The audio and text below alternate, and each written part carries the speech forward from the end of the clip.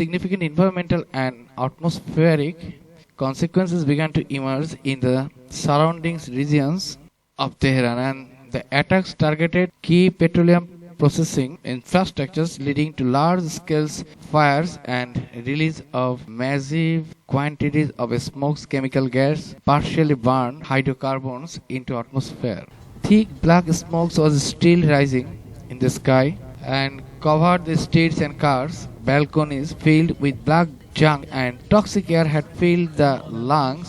As Tehran woke up after a night of air strikes on the city's oil depots on Sunday. In message and voice notes sent the Guardians, people describes the situation in their homes and on the streets, some calling it apocalyptic. With the sun blotted out, disoriented people in Iran's capital turned on their lights to see through the gloom. Iran के water supply पर भी अब attack करने की कोशिश की गई है। डिसैलिनेशन प्लांट, जो समुद्र का पानी है जिसे पीने लायक बनाया जाता है, उस पर भी अटैक करने की कोशिश की गई है। तो कहीं ना कहीं सारे हथकंडे अच्छे और खराब उसका इस्तेमाल हो रहा है। तेहरान के ऊपर कारपेट बॉम्बिंग कैसे हो रही है वो तो हम आपको पहले ही बता चुके हैं। अब ये जो ईरान का अब जो नया थ्रेट आया है कि अगर तुम ऐसा काम करोगे, हमारे ऑयल को हिट करोगे, तो हम पूरी दुनिया भर के ऑयल को हिट करेंगे, वो अब मार्केट में दिख ही रहा है। अगर तेल की बात करें, $65 पर बैरल से उठकर 100 और अब $110 प्रति बैरल अब तेल का दाम बढ़ चुका है। এবং তেলের এই ঊর্ধ্বগতি ইউএসএ তে অলরেডি সেটা আঘাত এনেছে। বলা হচ্ছে $2 থেকে এটি বেড়ে $4 চলে গিয়েছে, অর্থাৎ অকটেন বা পেট্রোল এবং ডিজেল। এবং তেলের এই যে $2 বেশি বৃদ্ধি পেয়েছে, এটাকে তারা ট্যাকেল করার জন্য জনগণকে তারা বলেছে যে এটা হচ্ছে একটা শর্ট টার্ম একটা আপরাইজিং, এটা লং টার্ম একটা লাভের জন্য শর্ট টার্ম একটা বিষয়কে সাময়িকভাবে একটু সহ্য করতে হবে। এটা ছিল তাদের জনগণের প্রতি মেসেজ। देखो, it's a short-term disruption for the long-term gain. Short-term pain for the long-term gain. Short-term pay for a long-term gain. Lucky media experts और एंकर्स को व्हाट्सएप पर मैसेज आ ही जाता है कि क्या बोलना है क्या नहीं बोलना है, बड़े पॉपो मैसेज भिजवा देते हैं। लेकिन वॉल स्ट्रीट जर्नल, जो कि काफी रिस्पेक्टेड है, उनका खुद का कहना है कि यह सबसे ज्यादा सिवियर एनर्जी क्राइसिस अमेरिका में हिट कर रही है सिंस द 1970s। तो अमेरिका पहले से ही एक वीकनिंग इकोनॉमी और राइजिंग प्राइसेस, इन्फ्लेशन से डील कर रहा था, और अब आती है ये बड़ी युद्ध। इसके ऑब्वियसली ट्रंप तो ज्यादा खुश नहीं है इस जलते हुए तेल के विजुअल से, खास करके बच्चे मर जाए ठीक है, लेकिन तेल को ऐसे आग कैसे लगा सकते हो। इसीलिए उनका कहना है कि इसमें हमारा हाथ नहीं है, इसमें इजराइल ने अटैक कराया है, इजराइल ने ऑयल फैसिलिटीज को टारगेट किया विदाउट इन्फॉर्मिंग अमेरिका। अब लिंजी ग्रेहम की ले लीजिए, सबसे बड़े जो पॉपो के यही भक्त हैं, इनको लड़कियों पर बम बरसाने से कोई दिक्कत नहीं है, लेकिन ये इजराइल से कह रहे हैं कि यार तुमने ये जो ऑयल फील्ड्स बर्बाद कर दिए, इससे तो हमारा ही नुकसान होगा ना, थोड़ा देख दाख की बमबारी करो, बच्चियों को मारो, हैं? ये ऑयल फैसिलिटीज पर तुम हमला क्यों कर रहे हो? To BBC Your Voice, it is day 10 of the Iran war, and we're going to spend the next half an hour answering your questions about the energy, oil prices, the multiple economic impacts this war is having, impacts that are only spiralling. Well, with me here in the studio is our Deputy Economics Editor, Darshini David. Barbara Plett-Usher is in Doha for us, and Bill Farron-Price also joins us. He leads the gas program. And what we're talking about here really is the disruption to the region as a whole. So that Strait of Hormuz, that waterway we've heard so much about over the last week, the fact that traffic is practically at a standstill. BBC নিউজে বলা হয়েছে যে Iran থেকে কত percent বিশ্বের জ্বালানি তেল সরবরাহ হয়, সেটি থেকে বড় বিষয় হচ্ছে যে এই যুদ্ধটার কারণে তেল উৎপাদন, তেলের সরবরাহ এবং রক্ষণাবেক্ষণ পুরো প্রসেসটাই ভেঙে পড়ার একটি ঝুঁকির মধ্যে রয়েছে, এবং তার ফলে বিশ্ব তেল বাণিজ্য এবং তেল এক্সপোর্ট ইম্পোর্ট পুরো জিনিসটাই ভেঙে যাবে, এবং হরমুজ প্রণালীর থেকে অন্তত 20% তেল সরবরাহ হয়। সবকিছু মিলে তেলের উপরে একটা বড় প্রভাব যে পড়বে তাতে কোনো সন্দেহ নাই, এটা বিবিসি রিপোর্টে বলা হচ্ছে। Crude bounce much higher since the start of this conflict. This morning, though, it was up a big leg, up as high as $118 for Brent futures. It's come down a fair bit since then, probably on the stories around a potential release of strategic stocks by the International Energy Agency. But prices are still very, very elevated. And that's not just oil, it's oil products as well, refined products, and also gas, because a lot of the world's LNG comes from the Gulf. Barbara, we're seeing the graphic in terms of the price spike there on the screen. Just in the last 48 hours even, tell us a little more about the areas, the oil facilities that have been struck. There was an attack on the largest oil refinery in Bahrain. A fire started. That's been brought under control, but the energy company in Bahrain has announced a force majeure, which means it believes it cannot meet its contractual obligations. You've also had in the past 48 hours several waves of drones targeting the largest oil field, or a very large oil field in Saudi Arabia. These have been intercepted.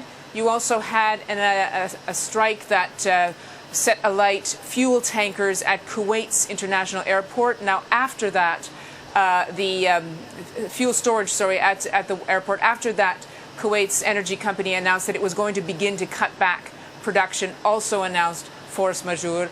And on Saturday morning, there was an oil tanker hit in the Gulf.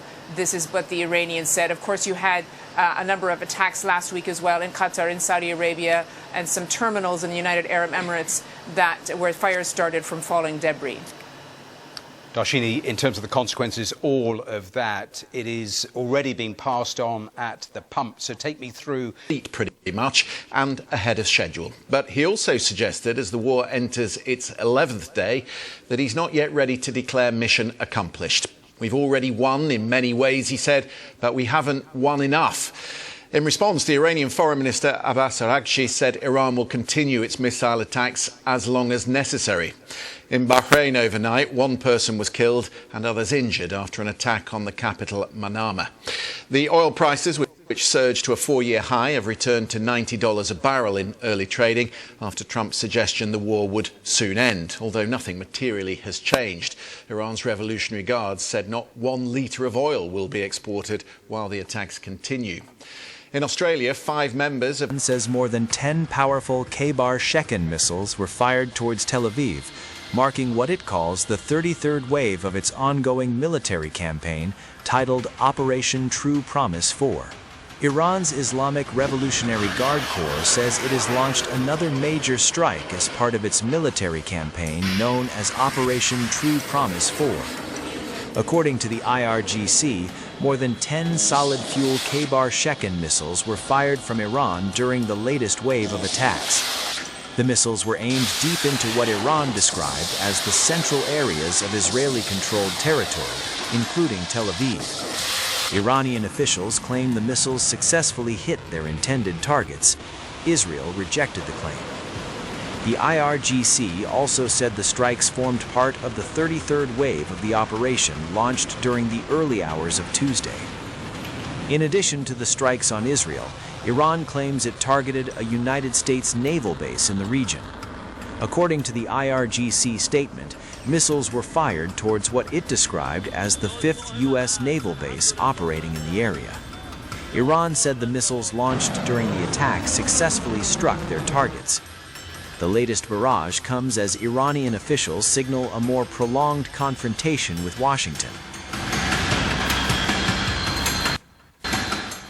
Kamal Karazi, the head of Iran's Strategic Council on Foreign Relations, said Tehran is prepared for what he described as a long-time war with the United States. In an interview, he argued that there is no longer room for diplomacy between the two countries. Karazi accused U.S. President Donald Trump of deception, saying previous negotiations had not been honored. He said that while talks were ongoing, the United States and Israel launched attacks against Iran. According to Karazi, the ongoing war could also increase economic pressure across the wider region, that inflation and energy shortages linked to the conflict could eventually force other countries to intervene. Kamal খারাচি, যিনি একজন বর্তমানে spokesman, foreign spokesman, যিনি একসময় foreign মিনিস্ট্রির দায়িত্ব পালন করেছিলেন, তিনি মন্তব্যগুলো করেছেন। The Iranian official called on Gulf states and other governments to pressure Washington to bring the conflict to an end. Iran Foreign Ministry has too claimed that the Islamic Republic has so far refused requests for a ceasefire from countries including China, France, and Russia. From China, Russia, France, and even some countries in the region are in contact with us, and other countries, both Islamic and non-Islamic ones. Some of them, yes, are actually willing to act to stop this war or establish a ceasefire. The cessation of this war is in the hands of the Islamic Republic of Iran. This means that whenever the Islamic Republic of Iran decides for them to stop, the ultimate decision rests with the Islamic Republic of Iran in this matter, because they were the ones who committed aggression. They carried out armed attacks. In point of fact, we should only reach a stage where we stop our activities when we are able to truly feel or have a firm and absolute guarantee that these aggressive acts of hostility will never occur again in the future, and they must be prepared to take full responsibility for all of their past actions. It is not as if they can just come here today and demand a stop and a ceasefire, and we would just say fine and it is all over. We hold the upper hand at this moment. You see, every single attempt that they have made has resulted in nothing but failure. Even at this very moment that they have not achieved their objectives. The Islamic Republic of Iran has inflicted severe and truly painful damages upon the Zionist regime, America, and all of their allies. Just take a look at the current state of the global economy and energy. This situation is truly agonizing for them. Therefore, you can clearly see that we have dealt them very fatal blows. Trump says Iran's war is very complete pretty much as economic toll rises. With me? What's the president saying along the war will last? Here in the last few moments, the president here, in notable remarks, telling CBS here that at this point in time, I think, quote, the war is very complete, pretty much. They have no Navy, no communications. They've got no Air Force. He said that the U.S. is, quote, very far ahead of his initial 4 to 5 week estimated time frame. That is the president just a few moments ago to CBS. Of course, we are waiting here just 90 minutes from now to hear directly from the president in Doral, Florida, at a press conference. Trump এই বক্তব্যটি দিয়েছেন মূলত ফ্লোরিডাতে, where he sought to emphasize that the US military campaign would be ending soon amid concerns from Republican allies. I think the war is very complete pretty much, he said in a phone call with CBS News. They have no Navy, no communications, they have got no Air Force. Addressing a Republican on Monday afternoon, he said, we took a little excursion because we felt we had to do that to get rid of some evil. I think you will see it going to be a short-term excursion. ট্রাম্পের এই বক্তব্যটি আসলে মূলত গতকাল তিনি পুতিনের সাথে প্রায় ঘন্টা ব্যাপী টেলিফোনে কথা বলেছেন এবং তারপরে এই সিদ্ধান্তটি নিয়েছেন। কি হয়েছিল তাদের কনভারসেশন? এটা কি একটি নেগোশিয়েবল কনভারসেশন ছিল নাকি এটা মূলত পুতিনের একটা থ্রেট ছিল, সেটা এই মুহূর্তে বলা যাচ্ছে না, যেহেতু কনভারসেশনের বিষয়টি সামনে আসেনি। And with the leaders of several other countries. Can you tell us more about your call with Russian President Vladimir Putin today? Yes. What did you discuss? Yes, I had a very good call with President Putin. And it's going to be ended soon. And if it starts up again, they'll be hit even harder. On Iran, you called it an excursion. You said it would be over soon. Are you thinking this week it will be over? No. Has Russian President Vladimir Putin pressured Donald Trump into finally deciding that the Iran war must end soon, with the US leader's sudden shift in tone coming right after a tense phone call between the two? Trump's big announcement about wanting to wind down the conflict followed just hours after his conversation with Putin, fueling speculation that Moscow pushed Washington to step back from the brink. Even as leaders talk about de-escalation, Iran launched what it called the 33rd wave of missiles at Israel, continuing its barrage as Mujtaba Khamenei consolidates power as the new supreme leader. Israel is witnessing more death and destruction on the ground, with reports that its defenses have again struggled to stop all incoming Iranian missiles, leading to fresh casualties and damage. At the same time, the US military's death toll in the region continues to rise, as American forces find it increasingly difficult to contain Iran's expanding campaign of missile and drone attacks to US. US President Donald Trump spoke by phone with his Russian counterpart Vladimir Putin on March 9th. The call took place at a moment when Washington and Israel are waging a major war against Moscow's close ally Iran. The call took place just hours after Iran announced overnight on March 8th to 9th that slain Supreme Leader Ali Khamenei's son, Mujtaba Khamenei, had been formally named as his successor in Tehran. Lasting around 1 hour, the conversation was the first direct contact between Trump and Putin since December 2025, underscoring how serious the Iran crisis has become.